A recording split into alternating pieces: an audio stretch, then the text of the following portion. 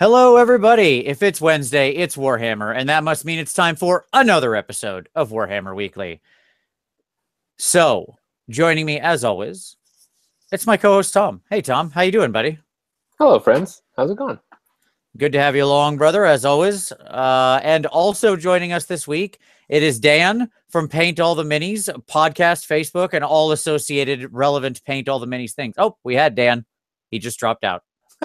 He's back. Dan's back. Welcome back, Dan. Hey, Dan.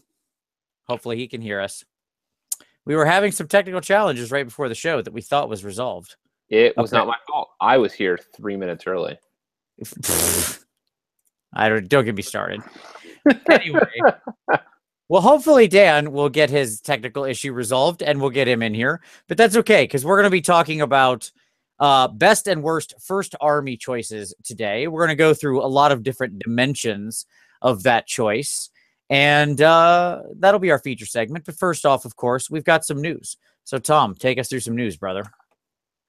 So I figure we'll cover Elves first. Let's do the rumor engine. Elves first. This isn't Elves. You're so out of your mind. What is the matter with you? Dan, when you're back, just say something. Everything is Elves. It's not Elves. All right, I'll lock on to myself here. Share up. I already had this ready to go. All right. Sharing. There we go. So there you go. It is an eagle. You think it's the Imperial Eagle? Eagle. Yes. Yes, yeah. See, that's what I told Paul Conti. I think it's the Imperial Eagle. And he's like, no, it's free people. And I'm like, no, it's not free people. Well, here, I'll go to this thing on the same page here on Adia's site, because here's a fun picture. So this is Dorn, the Primarch, who has this eagle right here on his shoulder. And here's this eagle right here. So that's pretty close. It is pretty close. Now, there's been a lot of people saying it's Dorn, right? And I'm not saying it's Dorn, or it is or it isn't. I mean, maybe. That's pretty close. But that's pretty close. At any rate, it does certainly look like an Imperial Eagle. Like, you look at the design of this, and you're like, oh, yeah, that's that.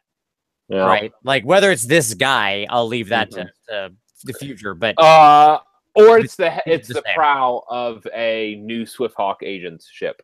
Out of your mind. Full airship. Out of your mind. Dan, are you back? Sorry about that. Some gremlins in the system. Sorry, mate.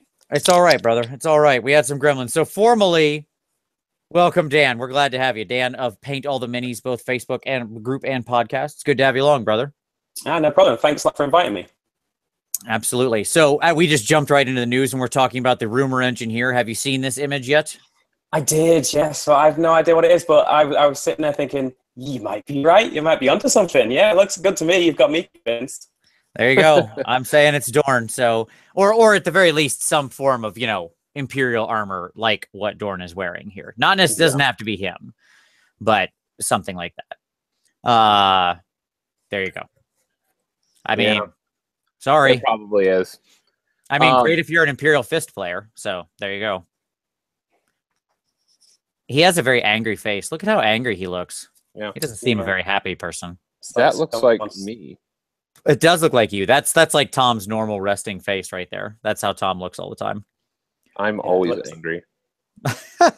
So there you go. It's a 40K thing. I love all these people who keep the dream alive, who are like, oh, it's free people, or it's an elf thing. No. It's really not. Nope. We want it to be, but it's not. So the Shadespire website's going live tomorrow. Dun, dun, dun. We've gotten some details. Obviously, all of the packs for the preview material for Shadespire have went out. So all of the podcasters and all of the everybody, except for us, have received Shadespire promo stuff. Sure. In the US, it's going to be $60 for the base set, which seems like a good deal. You're getting like 8 minis, I think, out of that deal, or 7 minis. Wait, what? It's $60 US. Correct. Yeah, $60 US. Yep. And you're getting like 8 minis out of that. It's not bad. We know that the first 2 expansions are going to be the skeletons and the Iron Jaws. Yeah. Yeah. Exciting. Those boys look so good. I really do want to and obviously you buy those little packs I really do want to pick up those guys and just use them as some more like Ard boys or whatever, you know, like they look really good. That they do. Now, Dan, did you see the new Shadespire warbands and what they look like? Yeah, I did. I watched a back rep of Shadespire the other day, and they look really interesting. I like kind of the idea of the different models, and you can customize an army whilst also playing the game. I'm really interested to see the Ironjaws one. To be honest, I've not looked at that detail. Is that kind of similar to the Khorne Bloodbound guys? Is it kind of like 6 or 7 of them? No, there's only 4. They're like Okay. the Ironjaws. The way that they were described is they're like the true mid-ranger force. Okay. Like pretty good O, pretty good D, pretty good speed. Like they kind of play in all the areas. Whereas the Bloodbound were very fast and offense and crappy defense, and the Stormcast were slow and decent offense and really good defense. That's the best defense, in fact. Right. And then the death unit was just like all garbage numbers, but there's a lot of them and they can come back. Standard death attack tactic, right? Of just like being garbage, but being very hard to actually make them stay dead. It's the Junkticons of units there. So yeah. I liked the inspired thing. You know, you flip the card and you get a whole different set of attributes. I really like that idea. Yep, absolutely. So you've got, in the base box there, you've got all the like 96 cards, including all the like objectives and power cards and all that kind of stuff. Plus the guys, and when they go inspired under those certain triggers, they become a sort of whole new thing. And you know, it's really interesting because I want to know how the Skaven play. That's what I want to know when they come out. Like, because I think when I think of the Skaven that they've gotten there, I think they've got to be fast. Like, how are they not going to just be the Bloodbound again? Right, is my point. Like, how are they not? Probably have like alternative, pretty high offense, so they might be able to reshuffle their starting positions or be able to start in areas that they normally can't. That's a good call. Yeah, like from an infiltration style standpoint.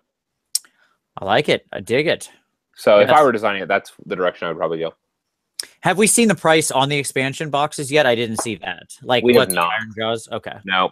I'm guessing if it were me, it'd be like around 40 US, 40 or 45.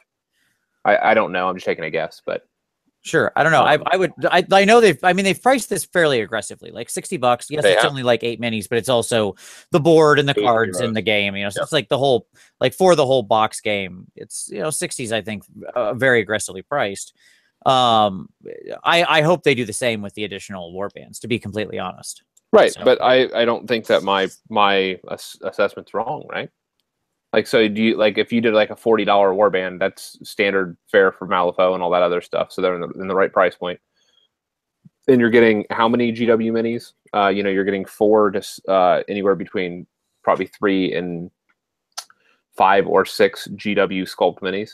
I mean, the Malifaux crews are usually, depending, it varies highly, but they're usually more between like 30 and 40, and you usually get more minis than what we're talking about here. Well, depending, I guess. That as well varies highly. I don't know. I would love to see them honestly at 30 or 35, to be completely honest, to see that same aggressiveness thing. I don't know. I'm just saying. I would love to see them there. I don't know that they'll be there, but that's what I would like to see. I think that would be a good, price point, because the question was about the just the number of figs. It's also like you also get all the expansion cards and stuff like that in there for them. Now again, whether you find that worth it or not, I don't know. But to me, I do have to agree that 40 does feel high to me. It really does.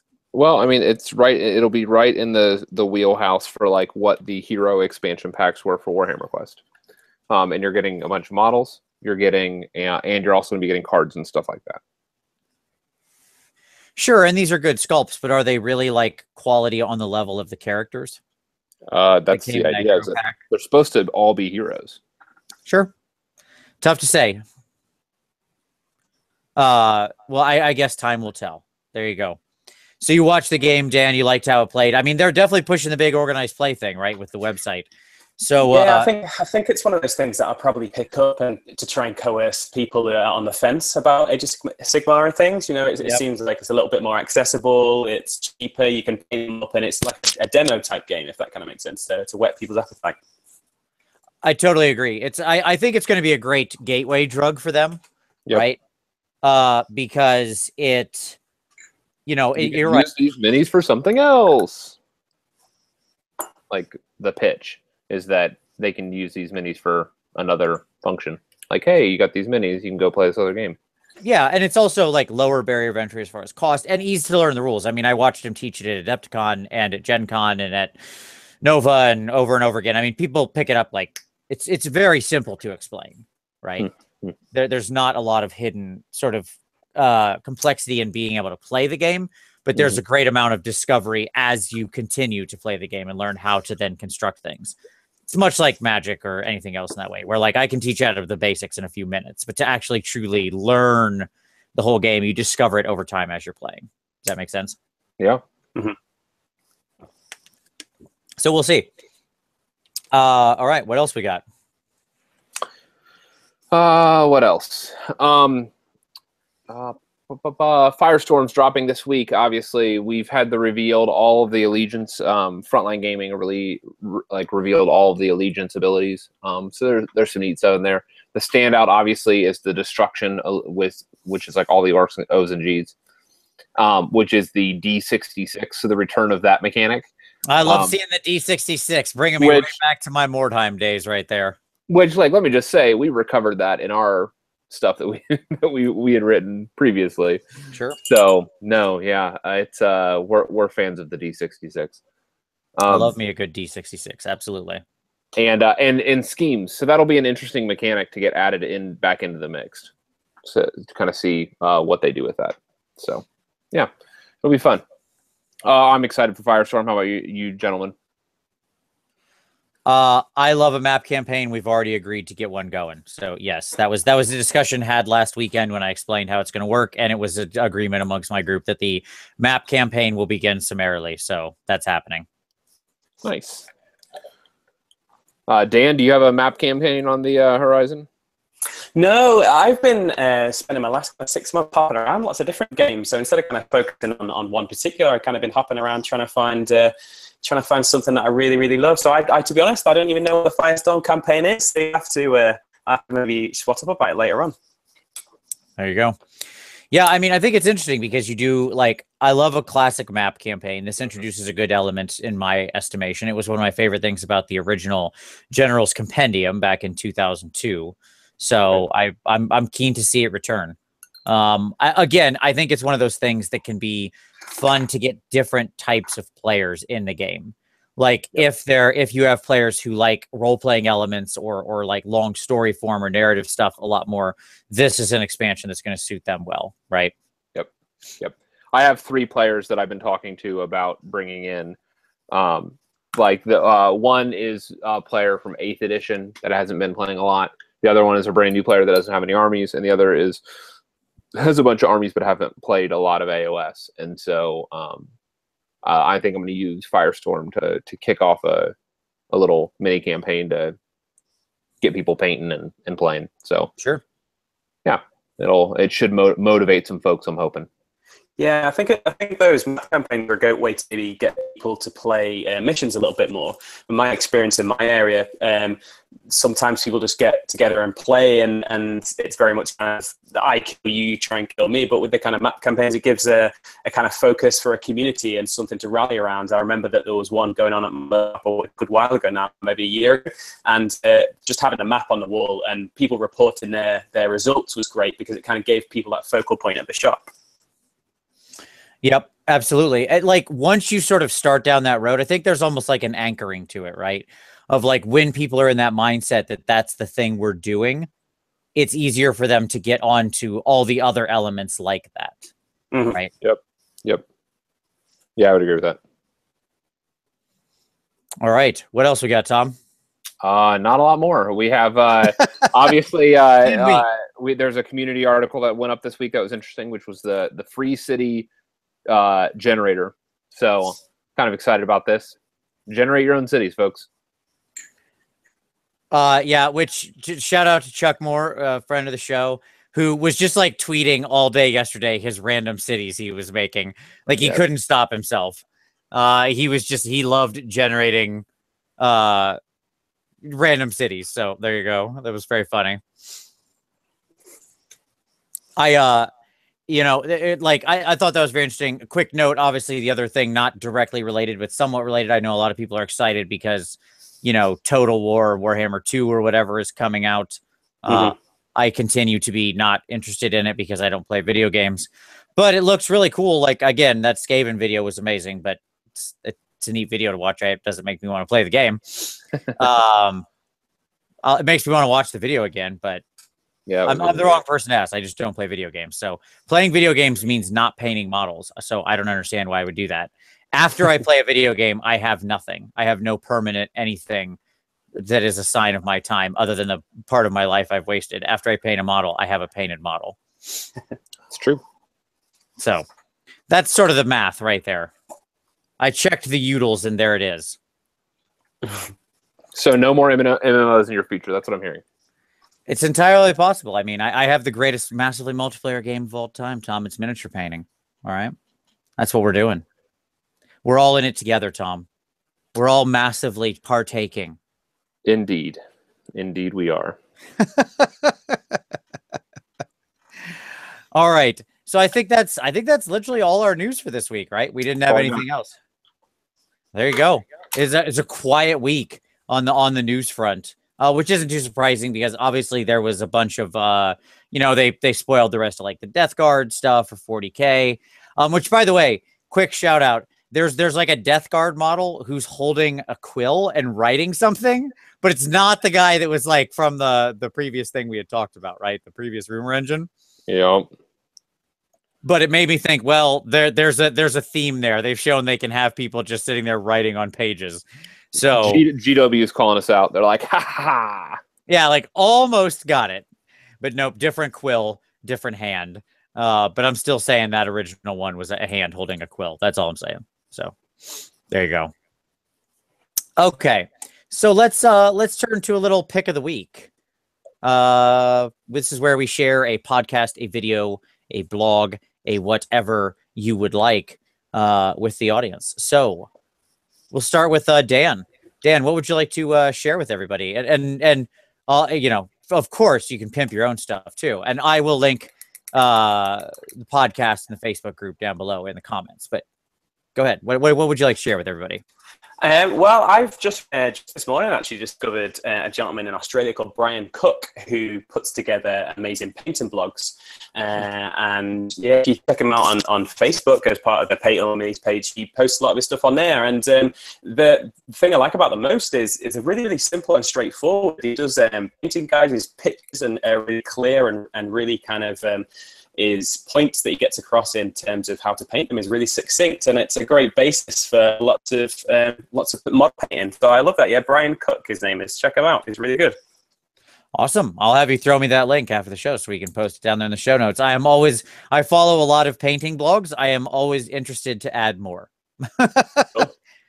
Awesome. All right, Tommy, what about you, sir? What's your pick of this week you want to share with everybody? Mine. So I picked up, I want to point everybody to a distributor. Okay. And let me see if I can share this real quick. I blindly put in an order to a company that I've never ordered from, and it was not a small order.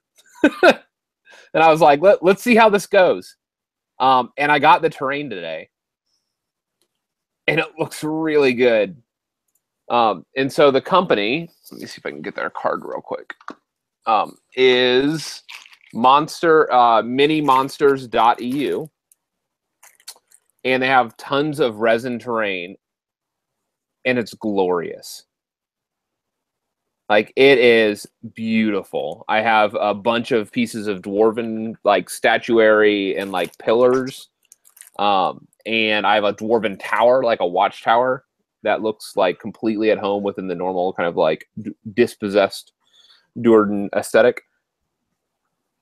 I have a big hold door and just a bunch of awesome stuff, and obviously my big orky mountain skull. So I want to promote these guys. Like, they really came through, and it looks great. And pricing was competitive considering I'm shipping it from Poland. So yeah, it is minimonsters.eu. Very nice. I'll link it down in the show notes. Very cool. Very nice. Yeah. That skull will look good on the display board, Tom. That should be perfect. It will indeed. All right. For my pick, I want to share a piece of art with somebody. So, Land Studios, Michael Pisarski, the gentleman who did the Nagash that won the Slayer sword, he just finished up box art for a model called God of War.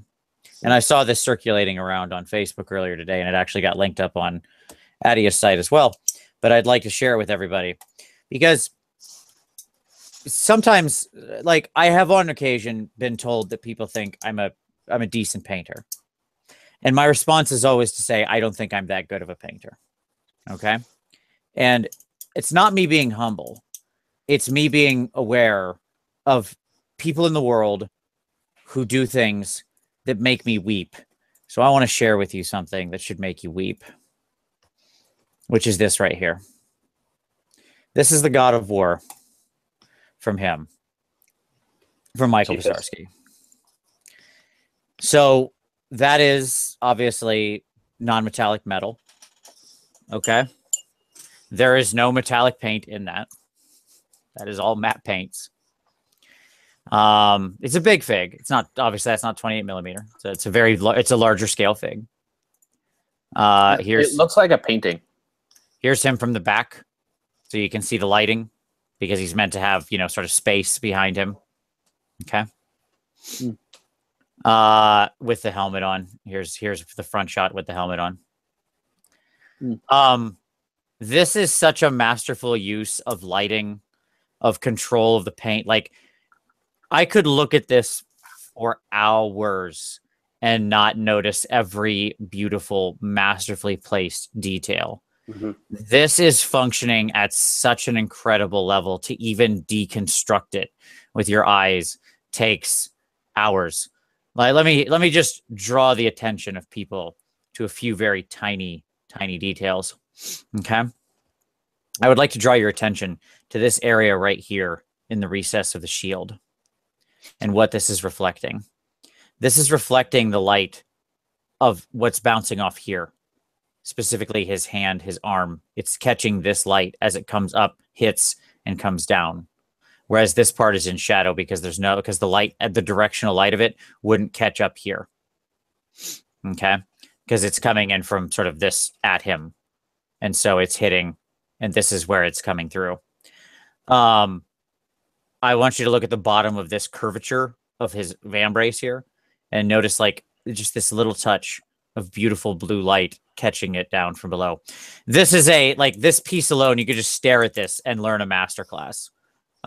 So this is a beautiful piece of art. I'll link to this particular page so you can look at this, but this is like just something beautiful and amazing to behold. And I love it. I love everything about it. Quite literally, it is beyond exceptional. So it's amazing. It's really, really good. Like I say, it's mesmerizing. You just look at it and you pick out those bits. It's great and just brilliant. Yep. It's just incredible. So there you go. It's Land Studios. I'll link out to Land Studios' actual page. That's probably the best way to go. He's on Facebook, but I'll link that out there so everybody can go take a look at his stuff. Obviously, he's the one who did, as I said, the sort of Nagash tribute piece that won the Slayer sword, and he's one of the best artists in the world. Period. Like, just full stop. So there you go. That's my pick of the week. If you ever want to stay humble, way to ruin it, Vince. So. I actually want to jump back to news real quick. There's a piece that I had forgot. What did you forget, Tom? The narrative event coordinator, Bastian, who does Nova, I believe, the AOS events at Nova. Aaron, he's doing an AOS team narrative event on November 5th.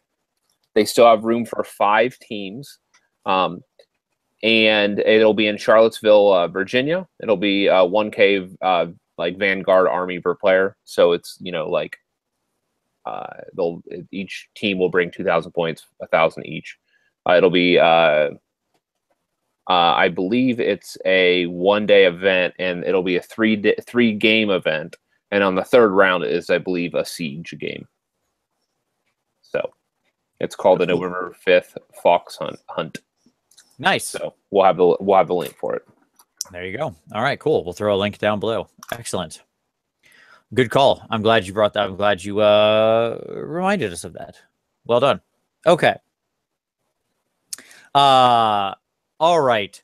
So let's turn to some hobby time. So Dan, what's on your, we were just talking right before the show about what's on your table, man. What have you been working on? Yeah, there's 3 things that I'm working on at the moment. 3 kind of really diverse things. I mentioned to you a little bit before. I kind of hit a little bit of a rut with my painting. I'm trying to kind of jump around to try and find something that really engages me. So the 3 things that I'm painting at the moment. The first thing is the GW game Gangs of Camorra, which is the kind of Dark Eldar kind of a skirmish game where some are on some flying hoverboard things and some are on some jet bikes. So I'm painting that up, which is fun. I've never painted Dark Eldar before, so it's a good challenge to have. The second thing, I managed to pick up a cheap copy of Dreadfleet from my local game store. Just simply because it's like a pirate game, like a GW-based pirate game. It's kind of a bunch of good pirates. They're trying to get a bunch of bad guy pirates. Apologies for my not knowing the lore correctly. But just the ships are fantastic. The ships are brilliant. And there's a whole bunch of terrain that comes with it, like volcanic islands, like a kind of haunted castle. And you get 5 ships, 5 kind of empire ships. Or like a good side. And you get bad guy ships. It's really good to paint. And the final thing is I picked up again on eBay the Battle of 5 armies. Again, GW kind of like 10mm scale Battle of 5 armies. I think it's way back in 2003 it was. And that's the first kind of fantasy 10mm figures that I painted, which is really good. So really diverse things I'm painting, but really fun at the same time, and trying to kind of really push on my painting of those different areas. Nice. All right, that is a wide selection. You're really hitting it at all sides, and different scales too. You know, I like all the ships in Dreadfleet. I thought they look really cool, with the exception of sadly the Skaven ship, which I always thought was the most disappointing because it's like a molder ship, so it was like grown, not made, and I always felt like that they missed the boat. Puns.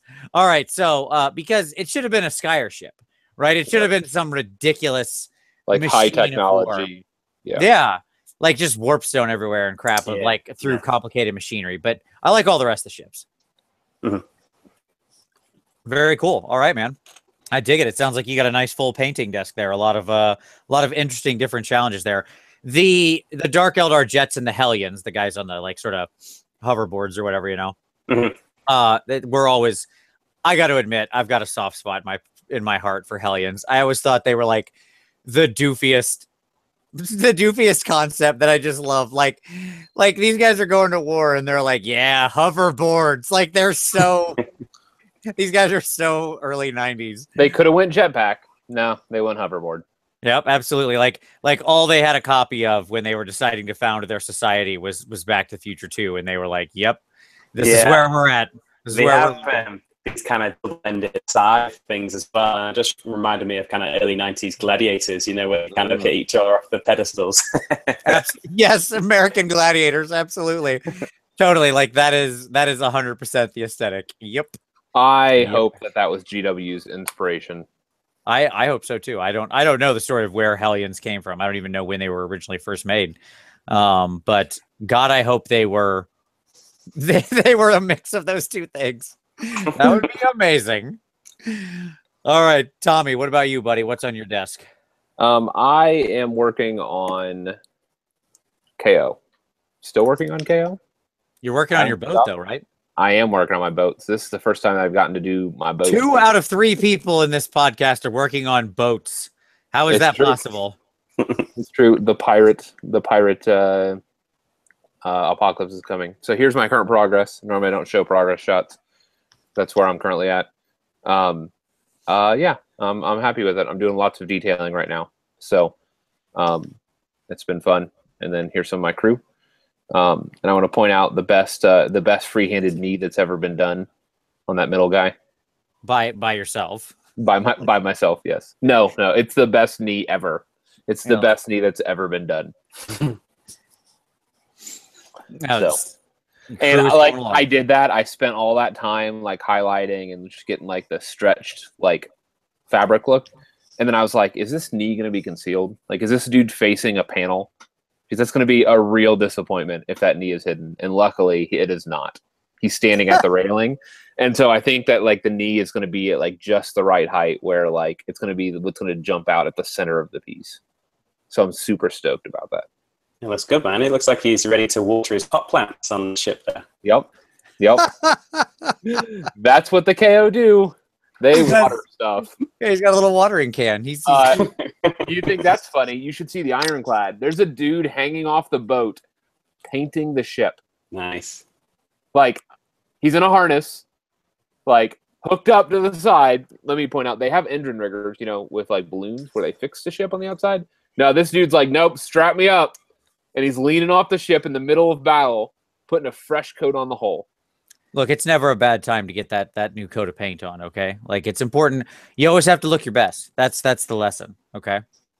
I'm rewatching Red Dwarf at the moment, and it kind of reminds me of the start of Red Dwarf. You know, if you watch that old show, the old comedy show from England, the space show, you seen Red Dwarf? I am familiar with it. I do not watch it. It is very British. Yeah, at the start of that, there's a guy painting the outside of a massive spaceship. So kind of maybe a shout back to that. Oh, Nice. there you go. I'm quite sure there's a good number of Red Dwarf fans on the GW Design crew. That I have zero doubt about. So one of the humorous things about this is I had a friend over today. Then he walked up and he looked at my thing. He's like, oh, you're working on 40K? No. No, I'm not. Hilarious. Okay. Anyways. There you go. Cool.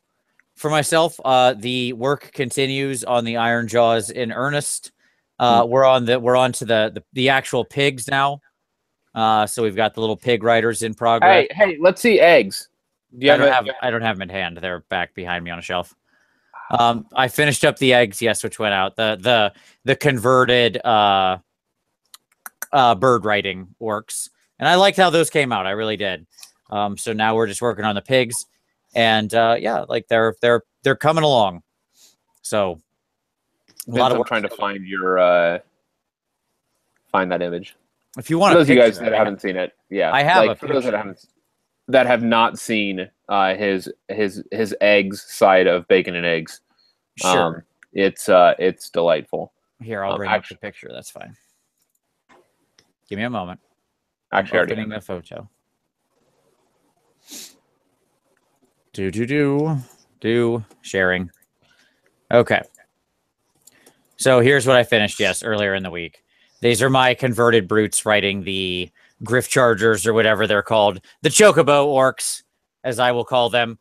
The eggs part of my full, complete Iron Jaws breakfast. The Barnyard Buster is in effect. Okay. So, yeah, there they are. And I think their charge appropriately is... Are we after... No, we're not after midnight. I can't be... Yeah, you can't do that. By the way, like, YouTube flags... Yes, YouTube flags, like, every video is inappropriate now. So now I have to actually, like, be careful about things. About our language.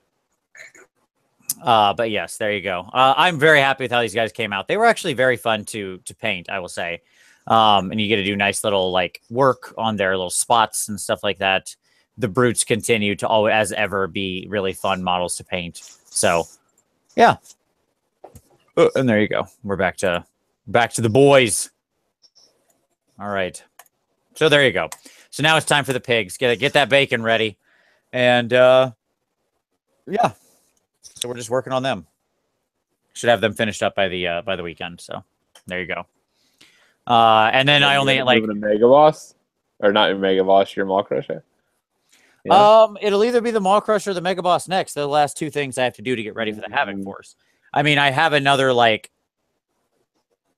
dozen pigs on top of this that I could. Yeah, but you're not. But that's not. I mean, you need to get your army done.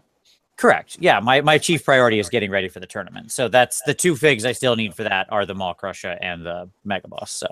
And let me just say that Maw Crusher, folks, you guys are in for a treat.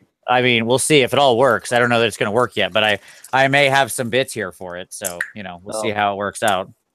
I ordered. They showed up today. Yes, so nice. We'll see. All right. So let's turn to the actual topic for this week. We wanted to talk about your first army. So I think that your first army choice is a big deal. Got a lot of new players. We've talked about Shadespire, talked about the idea of bringing people in of gateway games. And if people are going to segue into playing the actual game, in my estimation, there are good first armies and there are bad first armies. And what I mean by that is, and there's a lot of different dimensions we're going to talk about to this. We're going to talk about cost. We're going to talk about aesthetic. We're going to talk about, you know, ease of the hobby, all those kinds of things. And I think all of those are important dimensions.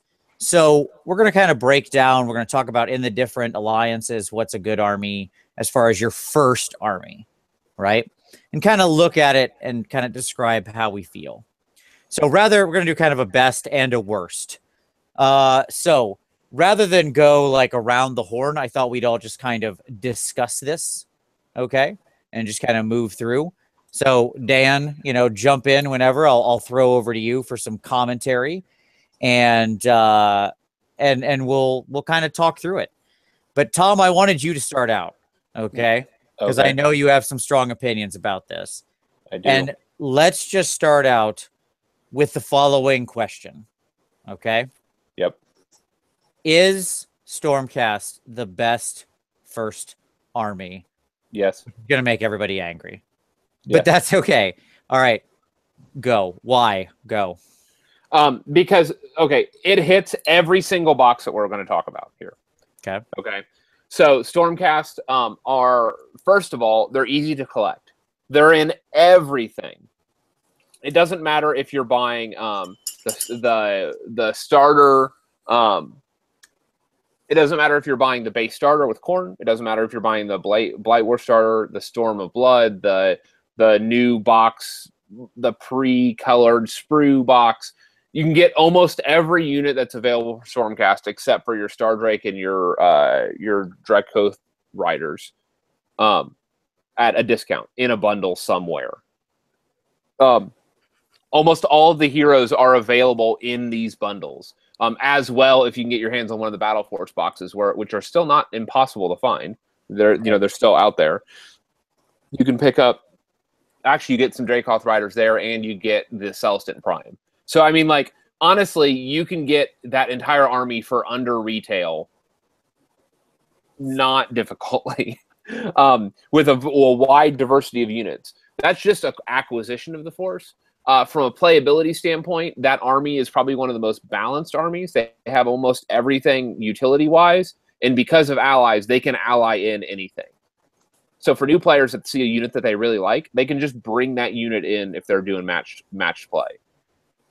But that's actually just like building the army, and they have like range. They have strong range, and they have strong melee, and they have mobility. And if you want, you can ally in a caster, because again, they can have any allies, so that you're not limited there. Play style, they map to a bunch of different types of play styles. You could do a bunch of big smashy monsters with a bunch of like Cav and Dracoth Riders and a Stardrake, or you could do a bunch of infantry, or you could do a gun line. There's a lot of different builds that you could do. On top of all that, actually getting them table ready is super, super easy. Right. They're one of the easier armies to paint. Yes. Grab a can of Retributor Gold, spray all your models.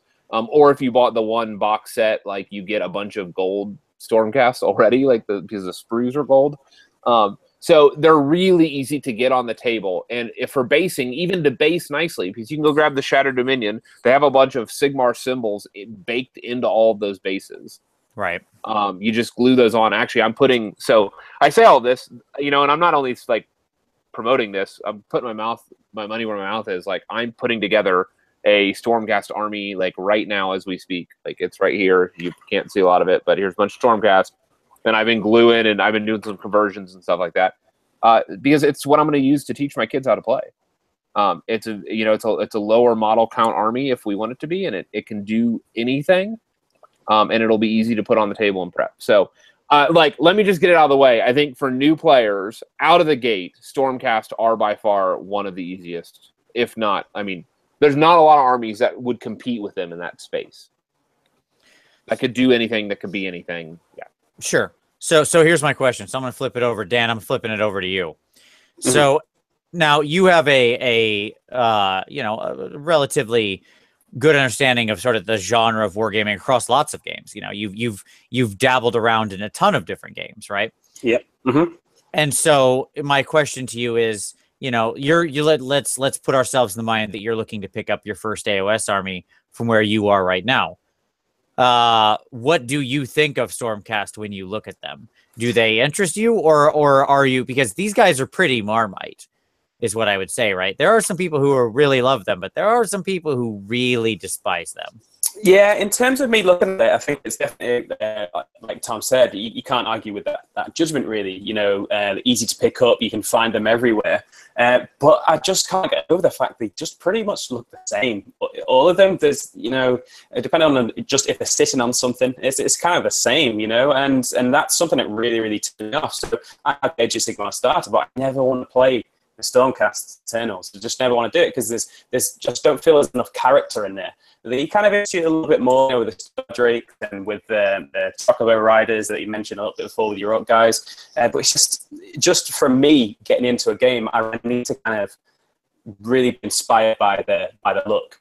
You know, really be inspired by the models and things. And I just look at the models and I think there's too many that are too samey, and it just doesn't really interest me so much. Whereas something like a Skaven is really, really interesting. Like the Iron Jaws, it just seem more interesting. Seem to have more character and more kind of, you know, just more something to look into, something to read into in the background, if that makes sense.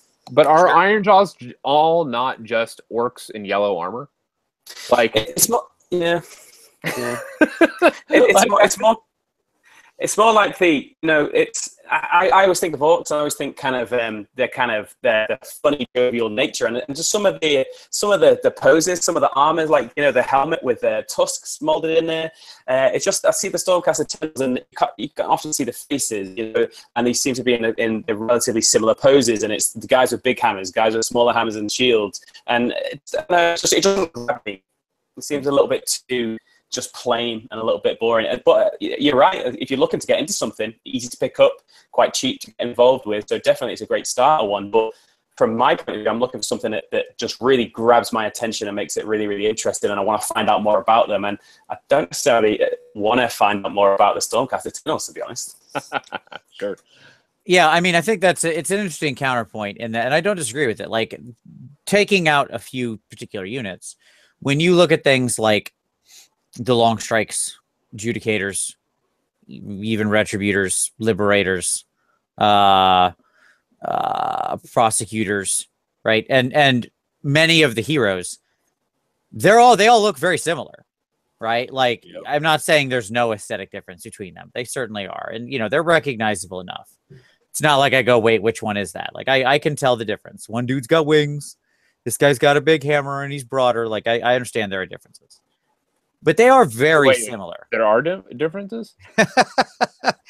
Now, where I would agree is, like, exactly, the most recent release is probably the one that deviates the most, right? With, like, the Vanguard, yeah, or whatever they're called. Not Vanguard, sorry, that's the Chaos guys. But the Palador dudes and the Vanguard dudes and the Lord Aquilor with his big sweet bird. You know, those guys are more interesting to me. Now, that being said, you're probably still filling out a decent-sized chunk of the army. Even if you're using those guys, you're probably still filling out a decent-sized chunk of the army with more of the samey dudes. But, yeah, I mean, I think that's the problem. Like, they are... I don't disagree with any point you made, Tom. I think that they are, overall, for all of those reasons, absolutely the starter army. And, you know, somebody mentioned in the comments, and I agree, they were sort of designed to be the starter army, right? Yep. And, yeah. I agree with that, totally. And I think they were successful in that. They have them available at all sorts of different price points. Generally, you can get them on the cheap, to be completely honest, comparatively. They're quick to paint. They have a relatively forgiving play style, right? Like, what I would say is if you're just sort of playing them straight, like, I agree they have lots of different things you could explore, but I would say they're sort of a playing them straight style, and they're a pretty forgiving army, right? Yep. They're relatively tough. They're relatively survivable. They'll when you make mistakes, it's usually not at the end of your game. Whereas some forces live on like a razor's edge. And like if you make a wrong move, boom goes the dynamite, and like you KO. lose. Like I would argue KO sits in that space now. Like you can't you don't have the bodies to make mistakes with a KO force. Sure. All right, so we're gonna start with the overalls, because why save that? I think they probably are the overall best. So then let's turn to the question of the overall worst. Okay, we're gonna hit the high notes right out of the gate. What is the overall worst first army right now in AOS of the mainline stuff? Okay, like so Britannia doesn't count. Well, I doesn't count. Sure. Like I'll leave Compendium out of this for all in, sort of intents and purposes, just because that brings up a whole complicated thing. Like, but also no like Forge World armies. I'm not talking like getting together a Chaos Dwarves army or a Femir army or something like that, because those have very large natural hurdles that are going to be difficult to overcome, right? Skinwolf army. Sure. Like if you're crazy Marak, yeah. Like so we're talking of all the main forces, right? Yeah. What is it? What's the worst? What's your vote? I have a vote. I have a thought. I need to think about it for a minute. All right, here is my thought. Allow me to advance a belief. Okay? It's Skaven. Okay? Which Skaven though? Yep. Like you can't just say Skaven. Yeah, I can. No, you can't. I can, because I'm saying Skaven. Okay? You're pushing me to pick like a clan or a particular thing, and I'm not. I am saying no, Skaven. Okay? And here's why I'm saying Skaven. Because they are, and I love my rats. Okay, I just played a game with them this last weekend and had great fun. Like super good fun. In a game that ended in a 3-way tie. If you look at all the clans, what Skaven have is either like there's not, outside of say if the Island of Blood, which isn't that common anymore. Well, you can still find it around a little. They're generally, a lot of the things are going to be fairly expensive to pick up, especially if you want to get into weird units, because they have lots of old units mixed into their army, right?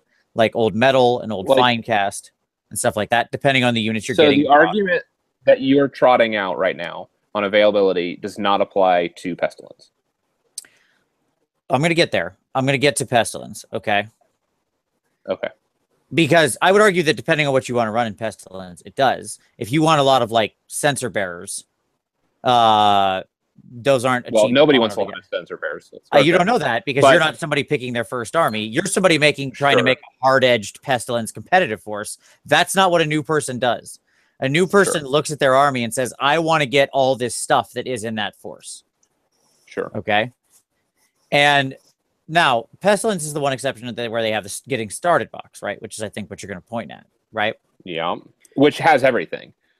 Because even the sensor bearers, and the blah, blah, blah. Yes. But it does that you can convert sensor bearers, I understand. Here's the problem. You need to get a lot of those. Okay? Because a Pestilence, you're going to run into, you're in the horns of two problems with Skaven. If you go something like let's just take Eshin out of the mix, because that's a non-starter, and Molder out of the mix. Like those two, I don't even know what you're doing there. You're going to spend ridiculous amounts of money on old, out-of-date models that are annoying to paint and put together, and there's going to be tons of them. In any of those cases. Okay? In either of those. And if you go Skyer, okay, you are going to have a extremely low model count army that's going to lose very easily in a lot of scenarios unless you really know what you're doing. Okay. Sure. Not to mention you're going to build the army out of like Storm Fiends, which, although you'll have a low model count, are not the cheapest kit in the world. Yeah. Right. And Acolytes, your other battle line unit, Acolytes are like so expensive for tiny, dumb globe throwing dudes, unless you want to, again, convert them. But then again, new people don't want to convert for their first army. Yeah. Right. So one of your two battle line troops basically is like, isn't even really commonly available at any kind of reasonable price point. Those guys are so expensive. Okay. Now, Pestilence is probably the best option as far as cost, Now, you still need to get a crap load of those. Like, the getting started eases it, but it's a big chunk you need. And Pestilence runs into the other side of this, that a good Pestilence army has what? 120 to 150 models, probably? Yeah, probably. At least? Yep. And so, as a new player, like, and Plague Monks, by the way, are not an inspiring thing to paint. Okay? Hey, you Dirty, say that. You say that. I've been looking forward to painting some Plague Monks. That's all I'm saying. well, call me after 100, and let's Okay. see how enthusiastic you are. Sure, sure. Okay? And that's my point. Like, a new player looks at 100, 120 Plague Monks and is like, no.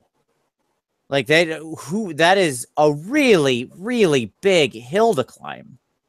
Okay.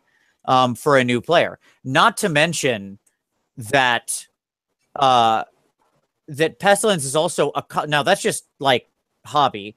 Actual play experience wise, it's a fairly difficult army to play. Like, it does require some amount of finesse.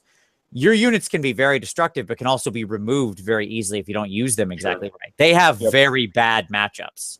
Yep. Okay. It is not a forgiving force.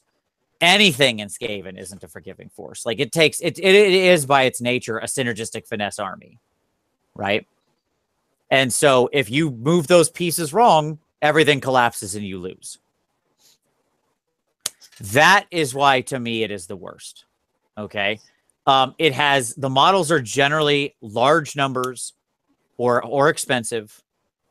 They're the ones that are the most inspiring ones to paint are also usually the most expensive. Like, don't get me wrong, Thankful and Bone Ripper is great. We haven't even touched on like the Verminous stuff of like, now go buy 100 Clan Rats. A unit that comes in a min 20. Okay. And like the Vermin Lord and all this stuff. Like, yeah, you have cool centerpiece models. I love Skaven. I would never tell anybody to get as their first army. I would tell people to get as like their third army. Once you know the game and you're really looking to put some time into something and you've got a couple interesting other forces to play, go for it. Now, Dan, I've ranted for a while, but Dan, I want to throw it over to you because you mentioned the Skaven as being interesting, and I'm sympathetic to this, right? Because I do think they're a really interesting, varied force. But what do you think about this argument? Would they rank for you as something that you think a new player would find very challenging, or do you think I'm blowing it up too much? Oh, you still there, Dan? Did we lose Dan? All right, Dan, we might have lost Dan for a moment. Okay, Tom, what about you? What do you think? Dan will be back in a minute. You know, like, I hear that. Like, I hear what you've trotted out. Yeah. But first, I don't think that it's fair. Let me just say that. I don't Okay. think it's fair because you can't choose all of Skaven. You get to choose a subfaction. But more than that, I think about like nightmare forces for a new player to like be taken with. I think of something like Get Mob Grots. Like, just straight up goblins. Yeah, like, which is a faction. Like, it's a thing. Oh, it is. Yeah. I'm agreeing. Where there's no modern models. Okay. Like, everything Sure, is none. multi-part 90s models. Right. Like, right. everything. Everything is metal or fine cast or bad plastic. Okay. There is no general. Like, there's no champion in the force. Okay.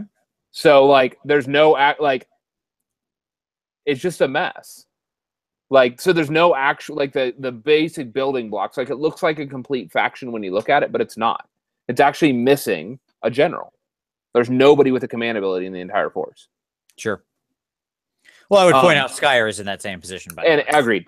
They are. They also get command, like, allegiance abilities. Get Mob doesn't. Sure. So you look at it on paper Fair and point. it looks complete. Does that make sense? Like, you're like, yeah, okay, I'm going to do this. They have allies and everything. And then you're like, no. Like, I have to make a Goblin Shaman my general. Like, sure. Like, which is like a 4-wound model. Yeah, that's going to go real well.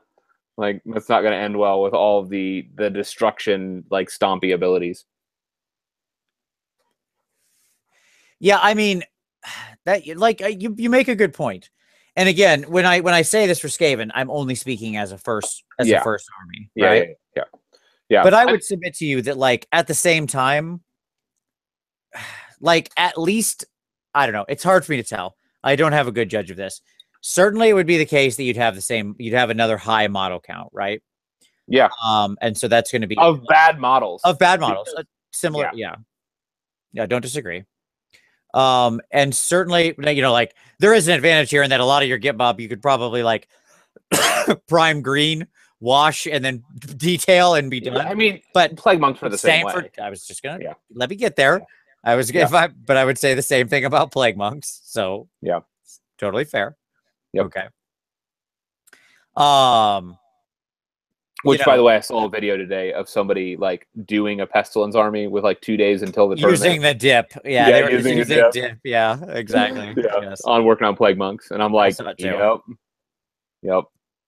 No, I will, like, it's a good argument. Standard, I'm not even sure how they'd run across standard goblins. You know what I mean? Like, you've got a good point. It's so terrible. Right? Yeah, well, because I know how they would. They'd be like, hey, I've seen the Lord of the Rings movies. I want to do a goblin army. Sure. And they stumble upon, well, like, my point is, they wouldn't even accidentally, like, Pestilence or something could trick them because they'd see the getting started. There's no getting started for Git Mob, is my point. No, it's true. It's true. But I'm just thinking, like, they come into the game and they want something like that's aesthetically, you know, like that harkens back to Lord of the Rings or whatever. Sure. And they're like, I'm going to do goblins. And womp, womp, womp.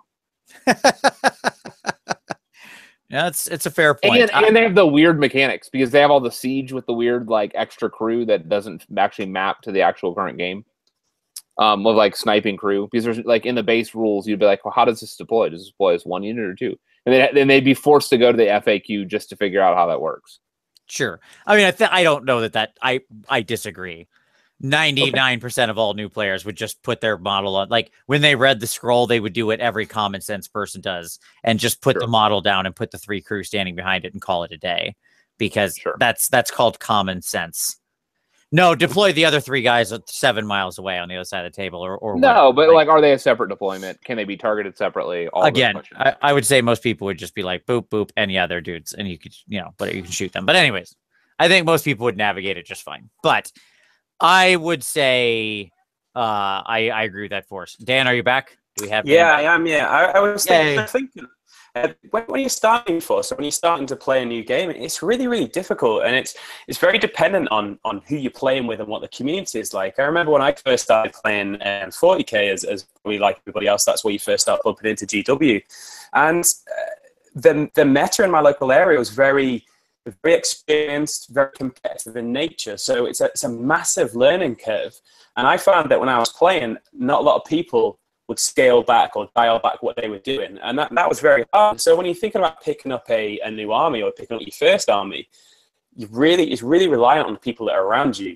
So picking up a starter box and the Corn side and the Stormcast Eternal side, you kind of need someone to really hold your hand through it, because it's very, very easy to kind of just jump straight in and start chasing after war scrolls or start chasing after formations and things. And a lot of people say, oh yeah, what you need to get X, Y, Z. And when you start, you don't necessarily want to throw down hundreds of dollars into what you're doing. You want to kind of try and build up slowly. And I remember that I took my Corn Bloodband guys from the starter set against some Stormcast Eternals, and my friend was like, "Oh yeah, what's the points in the starter box?" And I was like, "Oh, so many points." He said, "Okay, I'll put something together." And I don't even think that I gave any of his guys a wound, because he had like certain buffs and a lot of rending, and he was getting like a 2-up reroll save, and I was like charging towards him with my kind of my Corn guys, thinking, "Hey, this is what I need to do as Corn." And it's hard, and I said to him after, I said, it's hard to get slapped in the face and keep on coming back, Yeah. So when you starting a new army, I kind of really try about, well, what is it that I'm looking to achieve, and what is it that I really want out of it? Now, I always look for character, like I kind of mentioned before, with really involved in Stormcast Eternals, because I want something with a little bit more character. But yeah, say I do start with Skaven, it's like, well, where do I start? And you kind of automatically go for, well, what's the strongest units? What's the most kind of bang for your buck, so to speak? It's a potential minefield unless you've got a great community around you. Yeah. Yep. Absolutely. It's a good point. And you know, when I think about these, I'll say outright that I'm just kind of discounting all of the like non factions here, right? Where it's just like just Swift Hawk agents. How are you going to stumble upon that? I'm not even talking about that. I'm talking about things that are just like one unit, like like Gargants, like Gargants. Yeah, like I'm not talking about any of those as best or worst, because those I don't think, like, I'm talking about something somebody would look at and legitimately think it was a force. Like, that's what's interesting about the trick of the Git mob you mentioned, because when you look at it, it's like dudes and some war machines and artillery and like characters and dudes and cavalry. Like, it looks like an army, right? So I can see that it's almost like a mirage in the desert. Like, from a distance, it looks like an army. But no, I think you're absolutely right, Dan. And you know, that's why I think things like those getting started boxes and stuff like that, those whether it's the 2-player starters or the single getting started or the Battle Force boxes or whatever, all those things are important, because to me, those are the way that people usually will just look, because otherwise the paradox of choice sets in. And unless you've got a good friend with you at the store who's like, okay, what did you want to play? Okay, take this one and this one, you know, like, who is willing to really hold your hand through it, then your only way in is through trying to use the things that the game has told you are what you're supposed to start with. Yeah, right? And it's also hard, I mean, because I've played a number of games, and it's hard to even know what your guys do. You know, you spend a lot of time painting them, but you come up against a lot of guys that are generally a lot more experienced than you are. And it's like, half the time I'm like, my best units are taken out early doors, because that's a great tactical choice. You take the highest, you know, most good unit that I have. And so I spend half the time thinking, well, I don't even really know what this guy does, because I put him on the table and then after turn 2, he's taken off straight away. So I kind of think when you're starting to get into an army, it's kind of agreeing. Like, I think is it the Spire of Dawn box, which has got the Elves, the High Elves, and the Skaven in there. It's kind of like, I think the best way is to kind of get with somebody and make that agreement that you're going to say, hey, right, let's split this box. You like the elf side, take that. I like the Skaven side. Let's paint it up and do like a kind of slow grow. And then when we get bored of playing these two, we can then try and, you know, upscale and go through there. I think that's been the best I've done with the games that I've done, is when you get that agreement with somebody. But showing up at a game shop, not really knowing what you're doing and not really sure what it is you're looking for, you kind of fighting against your natural instinct. You want to go big, you want to get in there, you want to drop loads of money, you want to get a wide variety of different units, get a big army on the table really, really quickly. But you find quite often you get too invested in something, whereas if you kind of scaled it back and maybe like a Shade Spire or maybe something like, you know, the Age of Sigmar skirmish game, maybe that would be a starting point to try and think about what it is that you like before you go too deep in. Yep, no, I agree. The hobby spotter, right, as it were, like you're both going down there together and you're both keeping each other on the game. You know, I agree. I think that's a good tactic. All right, so let's get granular here. Let's talk about some best and worsts by a sort of segmented category. All right, and we won't touch on any of the things we've already touched on. So what are our other options for best and worst, just on the dimension of cost? Money and money alone. Tom, you got another good money choice? Iron Jaws.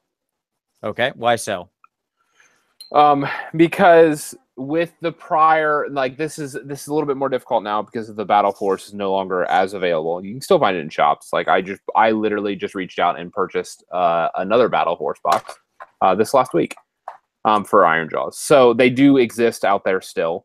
But you could buy a Maul Crusher, an Iron Jaws box, and a Getting Started box, and possibly the Skirmish box. So the Skirmish box, a nice addition, honestly. Yep. So all of those, you get basically the entire force. Sans Maul Crusher. That's what I'm saying, like Sans Maul Crusher, but basically everything but the Maul Crusher, which you're only going to need to buy one of, at a discount. Well, like, all of it's bundled at a discount. And yeah. I think the Iron Jaws are a pretty square deal right now. You've got, as you said, I think you've got like 3 different options as far as getting them bundled cheap. At the same time, some of the models have existed for a long time. You look at like Ard Boys. So if you want to talk about like secondary market opportunities or stuff like that, you know, that's probably also some concern. I don't know that you're buying your first army off eBay, but I don't know that you're not. Right? Like, I bought my first full army off eBay 20 years ago. So I'm not sure somebody still wouldn't do that.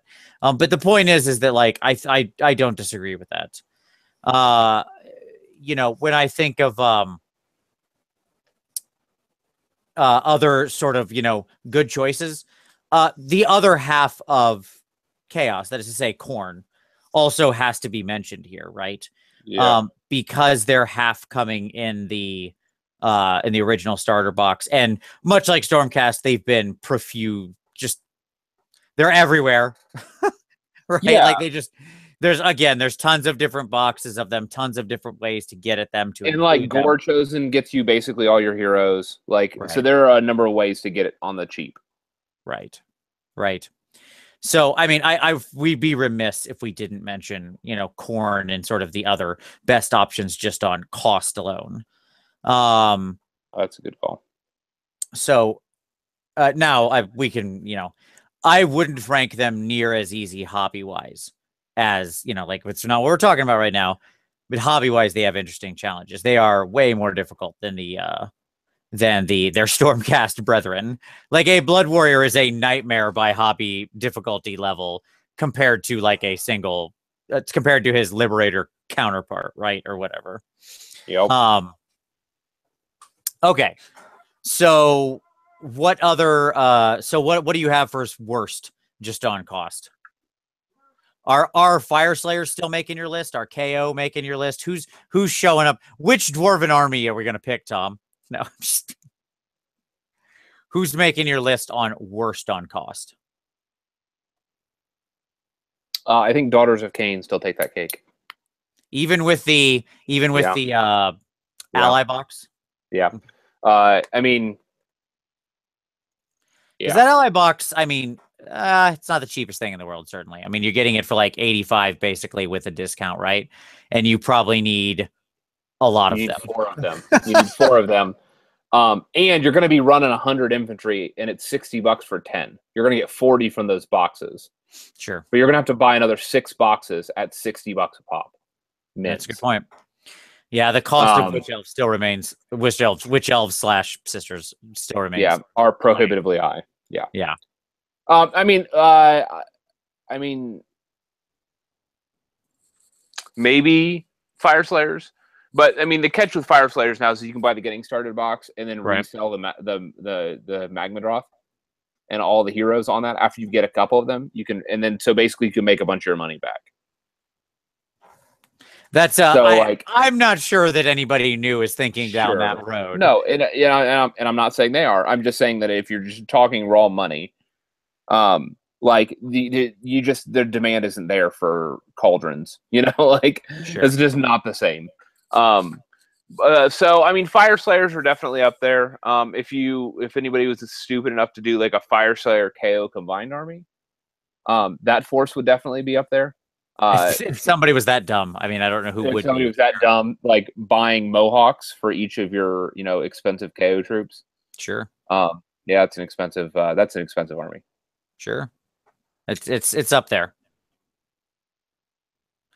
Any others that rank up there for you when you think about cost wise? Sylvaneth, which is surprising. That's an interesting call. Like Sylvaneth are fascinating to me because they do have that classic, like they have that sort of battle force box that you do still see around. They do, and it's very economical. And every forest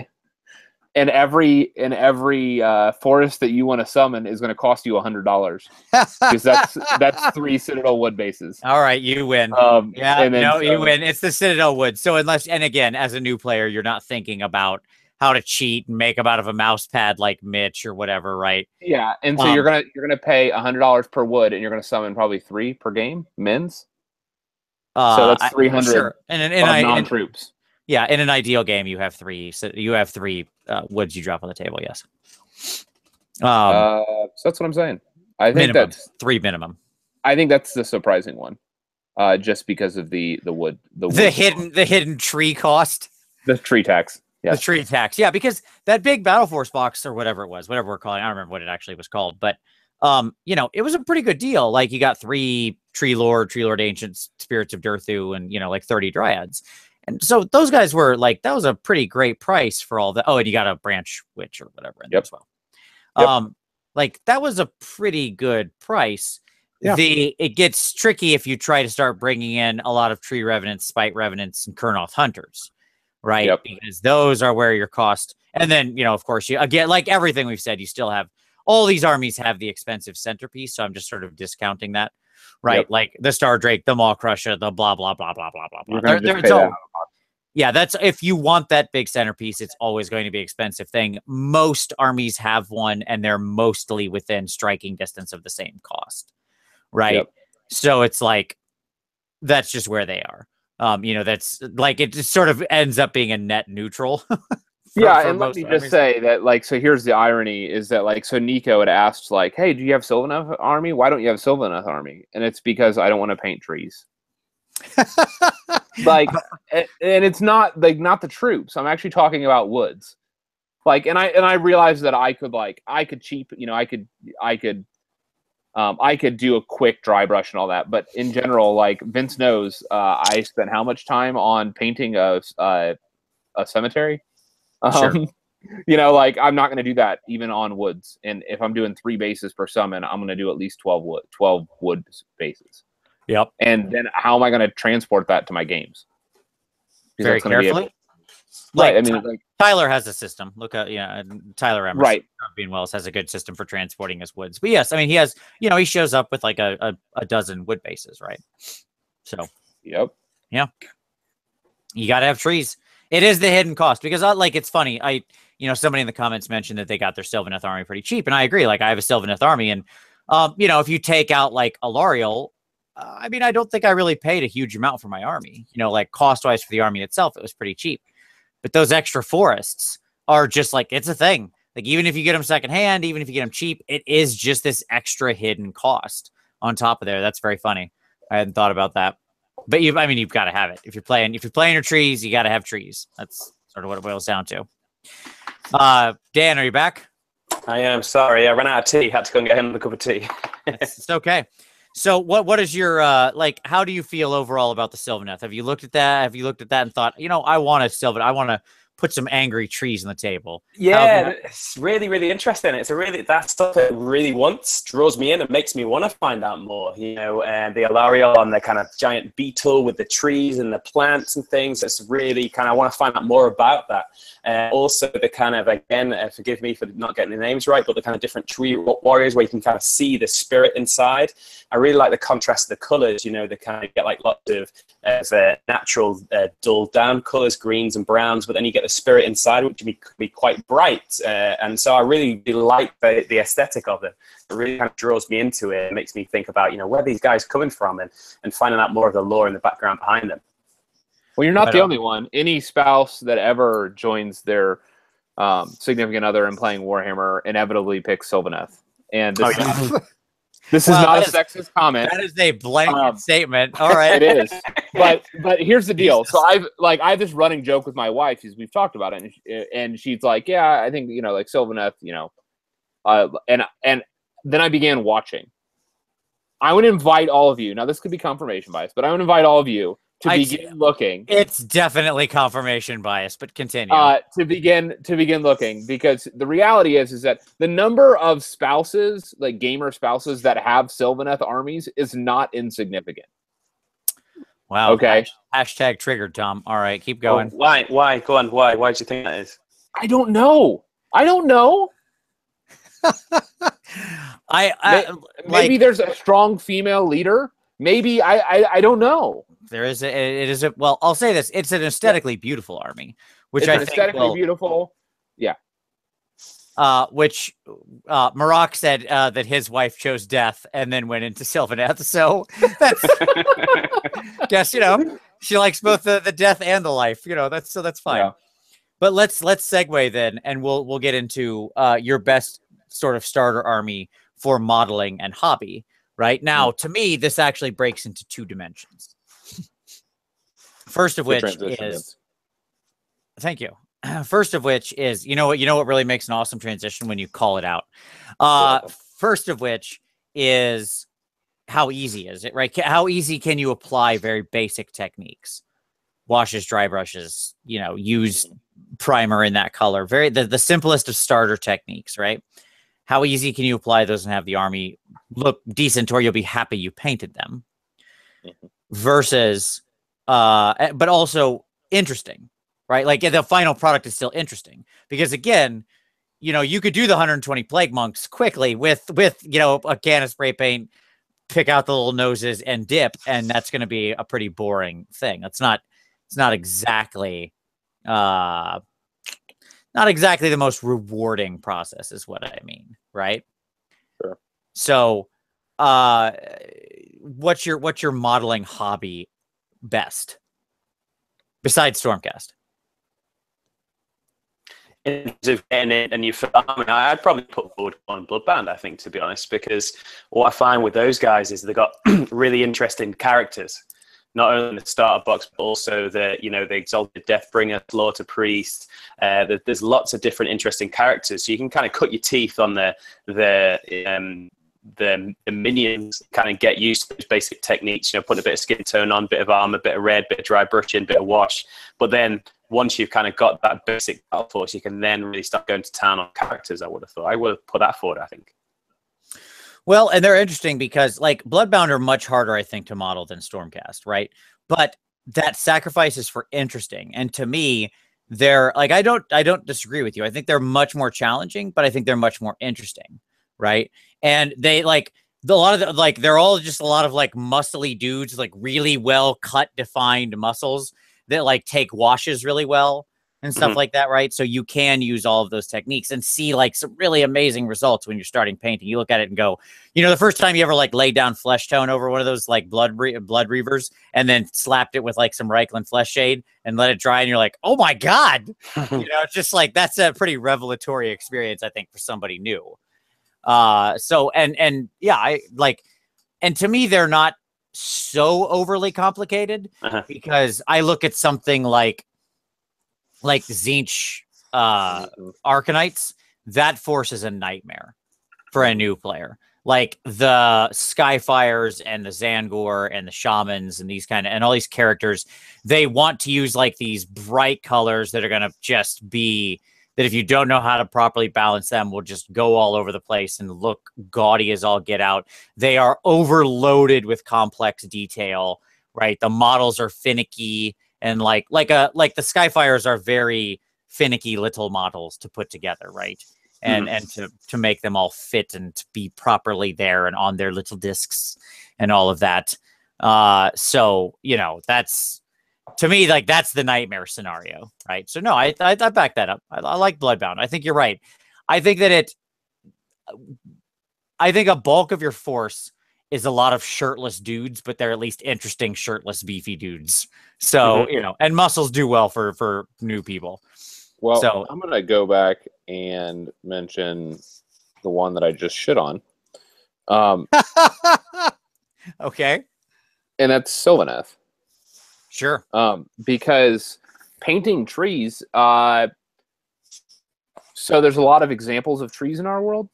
Yeah. And there are lots of different colors as well. There are lots of different colors, so you can go any direction. Painting bark, not so difficult.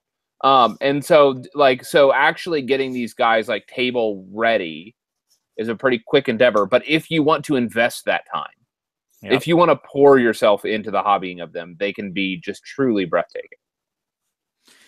It's a good point. And like they can use fun color schemes. They take washes really well. Most of the characters and stuff take dry brushing really well. So again, application of basic techniques can yield really impressive results, right? Yep. Yeah.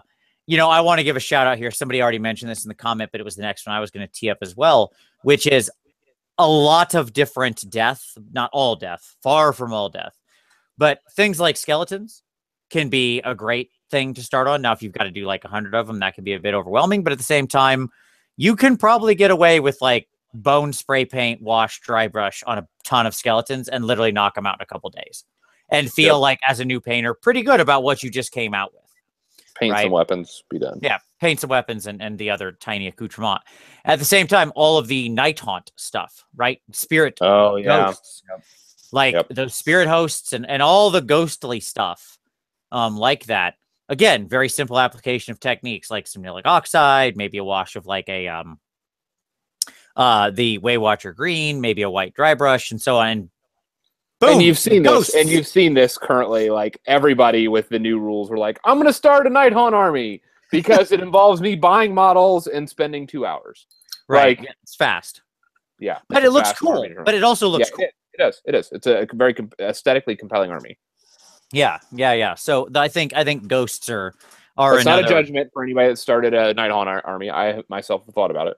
Yeah, no. None of this is negative in any way. Like, we don't mean it negatively. If this is your choice army and you can spend a bunch of time on Ghosts doing really impressive things. So like, it's not like if you're playing Nighthaunt, Banshee Queen with the right, or Bleep Bloop's Banshee that he just put up. Right, yep. So like that was like mind blowing. And again, so like these things all have high ends. We're just talking about how easy. You can also just apply. There are no basic techniques you can apply to most of those Tzeentch Archonites and have them look correct and just like, let me just dry brush this. No. Right. Get out of here. Okay.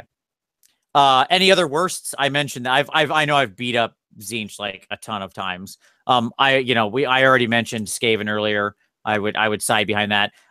Quick shout out for Slaanesh in the modeling hobby area, because anybody who's ever put together a chariot out of the Slaanesh demons, whether in 40K or fantasy, will know that those are some of the worst mold lines in the history of the game. Like on the tiny little grinder things, every one of them has a seam line that goes up and down every spike. Okay, all the way around, and like it's like 10 spikes to a thing, to a wheel or whatever, right? So and like 6 to 10 wheels depending on which chariot you're building. So you're talking about like scrape, yeah, just ad nauseum. Seems like a nightmare. Get used to your X-Acto knife if you're putting together a Slaanesh force. Not to mention the fact you got a bunch of dumb models that are often, just annoying to paint. Like, say, if you actually bother to collect fiends or something like that. Or the awful,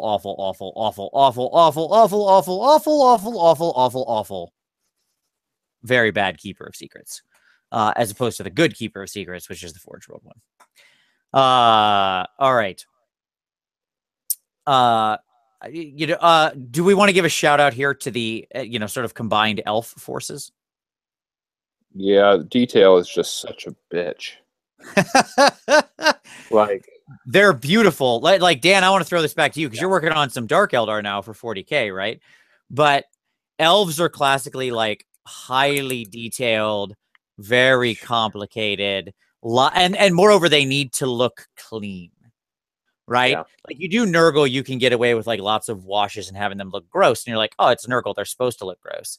But like high elves have this like want to be these like bling, gleaming or whatever. Even most elves are like, all your lines need to be perfect. Yeah, exactly. Did we lose Dan again? We lost Dan again. Okay, that's right. But yeah, so the first set of models I just want to point out that I painted were the Lothern Sea Guard. Yeah, sure. And there was just so much detail. Yeah, even those the shields on those Lothern Sea Guard, right, with like the Drake coming up out of the out of the ocean. Yep. Somebody just mentioned that many of them also have horrible mold lines. I wouldn't know. I've never painted high elf, so I've painted one high elf in all of my time in Warhammer. So there you go, and that was part of a challenge. That's not true. That's not true. Your Phoenix's Sai didn't count. Okay. Yeah. So actually, I'm lying too, because I have an elf flagellating himself on the base of my Keeper of Secrets. I just realized. So there you go. I forgot about that guy. Can't forget about the flagellating elf. Absolutely, as he has a very happy look on his face though, because that's what the Keeper does. So, all right. Let's see. You know what? I'm gonna jump in real quick and acknowledge. Arkin suggested that KO are very detailed and incredibly small models. This is true. And actually, what's really difficult about KO that you don't realize until you start painting is like color balance is an issue. Because there's so much metal that you have to make sure that the things you choose to not be metal, as it were. Yeah, and you just can't, because of where things are positioned, you can't just get away with a bunch of different colored metals. Like, you can, but it looks dumb. And even, like, GW does this with some of their stuff because they don't have any other option. And this is the problem. Mm-hmm. Is that it really is a problem. And where you're choosing to put your colors, you don't always have good options, is what I would say. Sure. I would also argue that the big boats are very challenging for a new person, right? Like, that's a pretty big, complex mechanical vehicle. And if you're brand new and you haven't ever really painted vehicles, that can be a bit daunting, right? Yep. This is my first vehicle I'm doing right now. Well, there you go. Well, you've been painting for a while, so I have been, but this is my first vehicle. Like, I'm Sure. just pointing out that this is not. Yeah. Sure. I mean, fantasy players we can go a long time and not do a true vehicle, right? Yep. So it's not exactly overflowing. Maybe steam tank. I guess if you're playing Chaos Dwarves, they have things that could arguably be considered vehicles, certainly, right?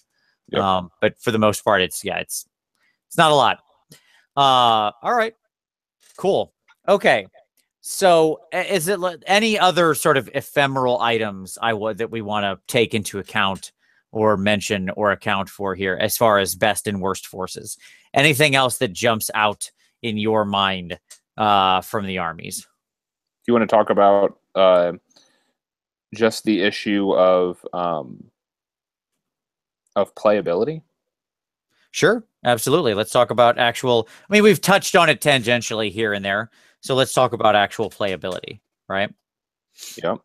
Like, some armies are going to be very mechanical and very finicky. I think about Tzeentch, to continue beating a dead horse here. Sure. Tzeentch is a very technical army. Because you don't have a lot of hard troops, you just have to be very careful with how you treat your chaff and stuff like that. And Skaven, has been mentioned. That's another one that's very technical. Sylvaneth are a very technical army, with your mobility and stuff like that, and how you use your troops. I would argue you can play YOLO treemen, like there is a version of the treeman army that can just be like YOLO trees, let's go, right? That's just teleport forward and charge the enemy and smash. Like that there are builds of that, and as a new player, if you're playing other relatively new people, I think it'll actually be fine. You know what I mean? But sure, okay, I get what you're saying, nonetheless. So when you think of the bests, what are some other bests as far as easy play? I have a couple that come to mind. Yeah, go ahead. I think Seraphon or something we haven't mentioned yet. Lizardmen, like good old lizardmen, right? Okay. I think lizardmen are actually a pretty good starter army in general. I don't think they're great, but I think they're above average. You can sort of do a lot of bright colors. They do take dry brushing and stuff like that well, right, in washes, because they're largely like scaled organic creatures that you can use different colored, very bright colored paints on and stuff like that.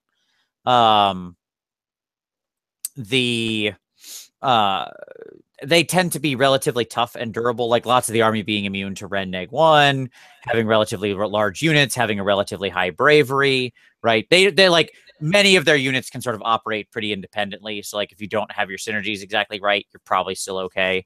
Not all, but and most of your choices are tough and can basically achieve what they need to achieve, especially with newer players, right? If you're not running up against people who do like mortal wound spam everywhere and stuff like that, they can be a pretty scary army, right? And pretty effective. You're saying Seraphon can? Seraphon can. Yeah, absolutely. We mentioned the Iron Jaws already. I think Iron Jaws are a great new player army from a play perspective. Put orcs down, buff orcs, run orcs toward enemy is a pretty decent tactic. It's not the best way to win all the time, but it ain't too bad either, right? No, I mean that's a good call. Like, actually, I think that probably outside of Stormcast, I think that Iron Jaws are probably one of the best for that. Yeah, I'd feel pretty good about saying that. Sure. I would argue Slaves to Darkness is another one that we haven't mentioned, but is a very, very, like, it's something that should rate high kind of here in general. Like, it's kind of skipped. It seems to me like it's not near the top of any of these, but it's around. It has multiple getting started and skirmish options, right? Yep. Its models are pretty straightforward to paint. Like they and there are tons of them around, right? Like if you want to expand this to the secondhand market, my God, you can get Marauders and Chaos Warriors and Chaos Knights and everything on the cheap, right? Not even talking about like new in box. They're pretty forgiving. That is to say, most of their troops are just naturally tough to a lot of the things in the game, having mortal wound protection. They're very stormcasty without range. Yeah, having decent armor and stuff like that. They have some decent mobility options. They have a lot of different things like battle lines. So you can build your army in a lot of different ways. They have, well, once we get the Nurgle allegiance, they'll have 5 different allegiance choices. Yep. Right? It's true. True. So my point is, like, no matter what aesthetic you want, you can kind of pick it and go. So if you want like the hyper clean Tzeentch, you can do that. If you want a really messy Nurgle, you can do that. You know what I mean? Like, my point being is no matter where you fall in the spectrum of what you're trying to achieve with them, from a hobby aesthetic perspective, you can do it with the same model. Like, it's the same Chaos Knight. It doesn't matter. And their hero characters are all actually relatively cheap to acquire for the most part. Right? Like, and they're like, I like the aesthetics of all of them now that I think about it, like of their heroes. Yeah, like the Chaos, like the Chaos Lord on Demonic Mount is a fine cast model, which sucks, but he's a great model. Like, even taking out he's a pretty decent fine cast. I have one of them, and I was actually like not super angry at him. He was okay. Yeah. I mean, he wasn't like the Green Knight or something. So yeah, I think Slaves to Darkness should get mentioned as like sort of near the top, but not the best in any of these, right? Like, it kind of, it to me, it ranks in all of this. And I don't think you could go wrong with it too. It's also like, I mean, a slight thing here. I don't know how much you want to count it, but it's pretty classic, right? Yep. Like, it's the aesthetic of chaos kind of is the aesthetic of Warhammer, right? Like, going back to the beginning, that's those Chaos Knights. I think of like playing Hero Quest and like the Chaos Knight, and like that Chaos Knight still pretty much looks like Chaos Knight, or, you know, that Chaos Warrior as he was, the foot guy, but whatever. I'm using Knight, sorry, in the generic non-horsed sense. Yes. But that Chaos Warrior that was in Hero Quest looks pretty much like the Chaos Warrior that comes in the box now. Yep. Like, it's a little bit, you know, sweeter, cleaner cast, but you can still see the same guy there. Yeah, I would agree with that. What about what about something like Beastclaw? Where do you think they rank in all this? We haven't mentioned them at all yet. We haven't mentioned the Ogres at all, which are a really interesting conundrum all around. Like, the Ogres are the absolute, I have no idea, because they're low model count and pretty easy to paint, but there's not a lot of good, like, big start, easy ways to grab them other than the Beastclaw stuff. Like, beyond that, that's why I'm introducing that one specifically. Like, if you wanted all the other Ogres that aren't part of the Beastclaw thing, there's not a lot of great options to get them other than picking them individually up at retail, right, or whatever. Although at the same time, they have been around for a long time, so they're probably on the second hand, but blah, blah, blah, blah, blah, right? So they're a real conundrum for me. I don't know what to think about them. So I think Beastclaw are a good starter because they are low model count. They have nice big details. Yeah. So they're a great, easy kind of force to paint. Things like fur, like they're furry monsters will take things dry brushing and washing well. Yep. Yeah. I need to think about it. But yeah, I think that's a good option there. They are trickier than you expected, right? Like, that's what I'm saying. Like, that, I look at them and I'm like, huh. Well, there's one good, but then there's one bad. Like, they feel really on the line to me. Yeah. Like, I don't know that I would ever recommend them to anybody. Right. It's interesting. I think if somebody really loved them, like really loved the aesthetic of the Ogres and looked at that, like, you know, Beastclaw, Frost Raiders box or whatever that was there, if they looked at that and they said, I really love that. Yeah. Should I start with this army? I wouldn't feel bad about telling them yes. You see what I'm saying? Yeah, I would agree with that. Yep. Whereas there are some armies that even if someone told me, I really love this, should I start with it? I would tell them no. Yeah, like, Like- the Verminous Horde box. Yeah, which was yeah, like the Pestilence Mega Box, and I'd be like, probably not. yes. Dan posted that his internet just keeps dropping. It's okay, man. Technical challenges happen. We understand. It's not a problem, and I'm sure everybody else understands too. This is the one thing we can't control. We are all slaves to the internet. I learned this like a week ago, and for no reason, my internet dropped for like 2 hours, and I needed to work. And I was like, oh, well, I do not know what to do now. I am lost. My entire connection to the world is through this magical box that sits on my desk. If it stops working, I am adrift. I'm caught in a quagmire of obfuscation. I've got nothing to do. So, But paint. That's true. I can't always do that. I meant for professionally, but yes. All right. Well, if Dan joins us back here in the next minute, we'll say goodbye to Dan. But otherwise, I thank you, Dan, for being on the show as it was. I'm sorry the internet didn't play along. We'll have Dan back. Don't worry, at some point when his internet is behaving in the future. Tom, did you have any final thoughts you wanted to clean up here on starter forces? No, I mean, I think what the takeaway is this. If you look at everything that's been released in the last year, except maybe Tzeentch. Again, sorry, Tzeentch. Everything is Tzeentch. Everything like is largely like new player friendly. Even the KO. Like, are you counting the KO? Or no, I guess I would take KO out of that because they're really enticing, but it's a bad choice. But I think about things like Stormcast, like all the big releases, like kind of the flagship stuff. I think that the way that they've led with those is the right option. So like Stormcast, Bloodbound, Sylvaneth, Ironjaws. Sylvaneth, Ironjaws. Like all of those are super easy. They're cheap to get into. They're fairly easy to paint. Paul, I see your Spider Fang. I agree, but I'm not going to encourage anybody to buy 3 Spider Fang starters, even though they really could and make an awesome force out of it.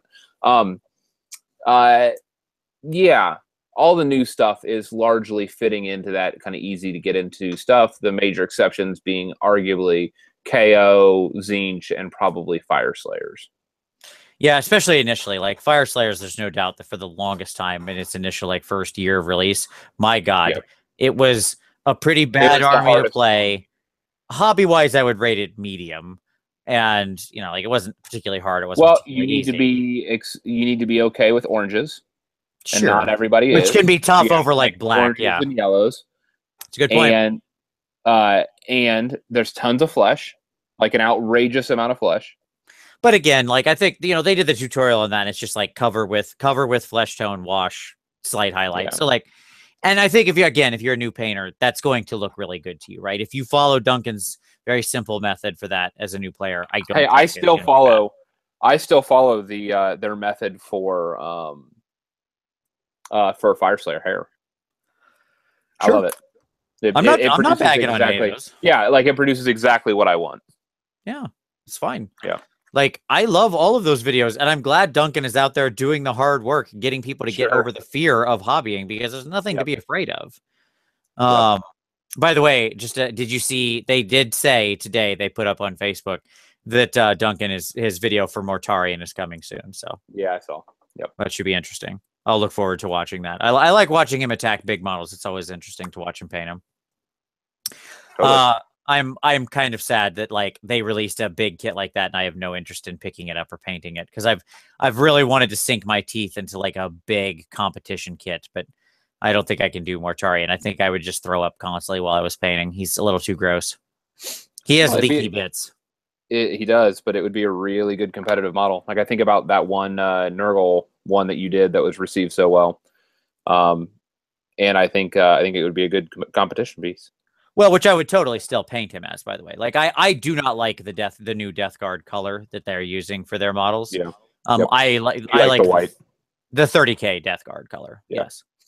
That sort of sickly white green. Yeah. Yeah. No, and I think that he could easily be a competition winning piece. Oh, I've seen people already do some pretty amazing things with him. I'm sure you'll see him at competitions for quite a bit over the next year. Yeah, 100%. Yeah, there's a couple, like, I saw somebody mention he's actually quite clean. I mean, I agree he's not as bad as like a demon, but there's a couple parts on him that are just really disconcerting to me. You know, we'll see. I'd probably just wait and go get something else. You know, maybe I'll just go buy. Maybe you know, I've left him as an option for a long time, but maybe I'll just go pick up Rabute Kulaman. You know, like that guy. He's fun. But I've seen like 100 people do amazing paint jobs on him, and I'm not sure I have anything to add. Right. To Papa Smurf, to Bobby G. So there you go. But I think with that, that brings us to the end. What are your own picks? We want to know for your choices for best and worst starting forces. Maybe what you started with and your experience with it. I think that'd be fun to leave in the comments. So if you know, what did you pick? Why did you pick it? And how did that work out for you? Did you ever finish it? Like, did you finish the first army you bought? I want to know. Inquiring minds want to know. Did you actually finish the first army you bought? Tom's, the answer is no. 12,000 points of high elves sitting in that case that a couple units are painted. Yep. I mean, there you go. So I would be very interested to see the results of that informal comment poll of why you got your first army, what your experience was, and did you finish it? So there you go. I think that'd be cool. I look forward to people sharing their stories. But already people said, somebody said high elves, and no, not surprising, Midgard son, not surprising. All right. So hopefully we've given some people some food for thought. Drop your own comments, your stories below. Look forward to it. Thanks again to Dan. I'm sorry he had some crappy internet. Check out the Paint All the Minis Facebook group and podcast. It's awesome. We didn't get a chance to mention it, but I'm going to be on one of the podcasts coming up sometime soon. So if you feel like you want more of me in the background as white noise when you're painting, go check that out. There's an upcoming episode that I'll be in. Both of those will be linked below, along with all the picks of the week. And as always, we'll have Dan back on when he doesn't have crappy internet. Thank you all for watching. We very much appreciate it. And as always, we'll see you next Wednesday.